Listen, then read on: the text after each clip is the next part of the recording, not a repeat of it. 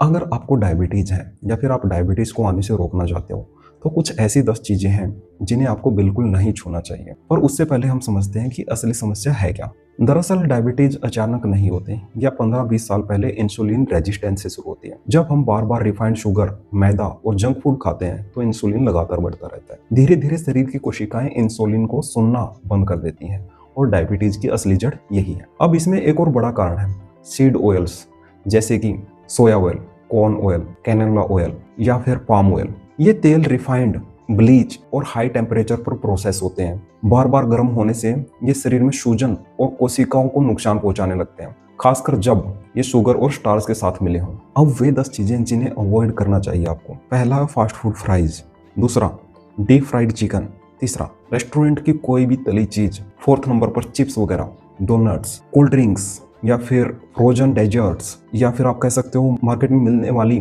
Mayonnaise, instant noodles. तो ये चीजें आपके शरीर को बहुत ज्यादा नुकसान पहुंचाती हैं। इन सारी चीजों में 3 सबसे कॉमन चीज है, वो है पहला है रिफाइंड शुगर, दूसरा रिफाइंड स्टार्च और तीसरे नंबर पर आता है सीड ऑयल।